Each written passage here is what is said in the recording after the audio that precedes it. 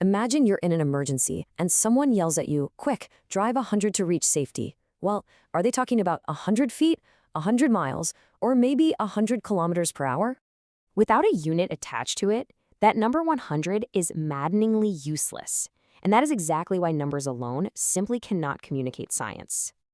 So, by the end of this explainer, you will completely understand fundamental physical quantities, the metric system, and how to flawlessly convert any unit using a foolproof mathematical trick. Section 1, the power of units. Let's jump right into the very foundation of how we measure the universe around us. We start with a physical quantity. This is just a characteristic or property of an object that we can measure, like the distance of a running track, or calculate, like your average speed.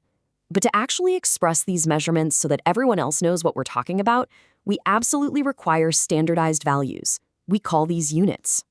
Now, if we look at the two major measurement systems, you'll see the US still heavily uses English customary units. Think feet, pounds, and gallons. But to avoid the total chaos of regional measurements, the global scientific community united around SI units, also known as the metric system. It is the absolute world standard. Moving to Section 2, the SI system. Let's look at the actual building blocks of this international standard. Nature has a profound simplicity to it. Brilliantly, all the physical quantities you'll study in mechanics can be expressed as combinations of just 4 fundamental units. We use the meter for length, the kilogram for mass, the second for time, and the ampere for electric current. Think of these as our base ingredients, all defined by highly precise physical phenomena. So what happens when you mix those ingredients? If you combine those fundamental building blocks algebraically, say dividing a length by a time, you get a derived unit. A perfect example of this is speed, which is measured in meters per second. That brings us to Section 3, mastering metric prefixes. Here's a practical problem for you. How do we measure both the massive distance to the edge of the universe and the incredibly tiny diameter of a single atom without inventing millions of confusing new words? The answer is powers of 10, also known as orders of magnitude. The metric system uses these to universally express massive scales. For instance, 10 to the 18th power represents an exameter. To put that into perspective, that is roughly the vast distance light travels in an entire century. And this perfectly illustrates how we scale down using metric prefixes too.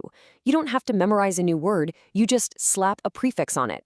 Attach nano, which means 10 to the negative 9, to a gram to talk about a tiny speck of dust, or use kilo for 10 to the third to describe a kilometer. It keeps the math incredibly simple and organized.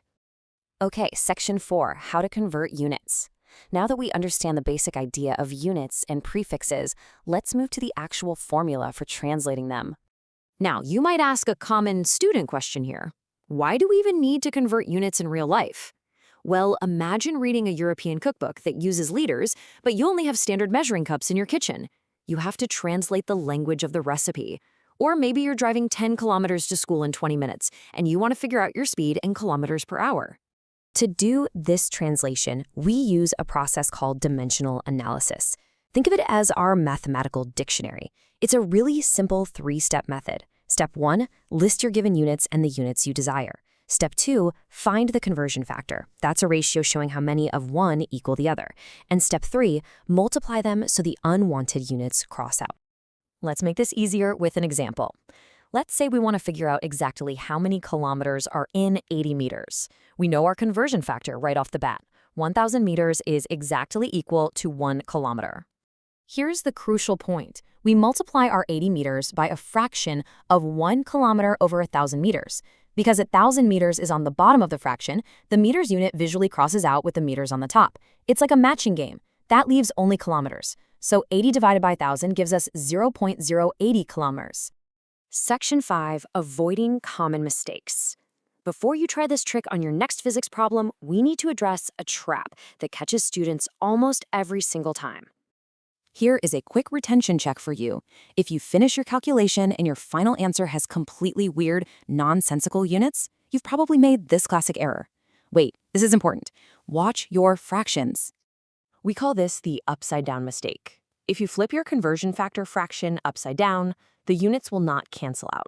For example, if you're converting kilometers per minute to kilometers per hour and you multiply by 1 hour over 60 minutes instead of the other way around, you end up with a total nonsense measurement like kilometers times hours per square minute.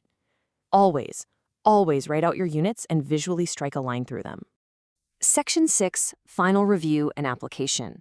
Before we finish up, let's summarize the key points that are going to serve as your fundamental physics toolkit. Remember, standardized SI units and prefixes are the universal language of science. They give our numbers actual physical meaning. Whether you're measuring the mass of a mosquito or the distance to the Andromeda Galaxy, the metric system scales perfectly using powers of 10. And crossing out your fractions visually guarantees perfect unit conversions every single time. Consider this final thought to leave you with. The meter is currently defined by the exact speed of light in a vacuum. If we ever measure light more accurately in the future, the exact length of a meter will literally change, which is a perfect reason to join our next explainer on accuracy, precision, and significant figures.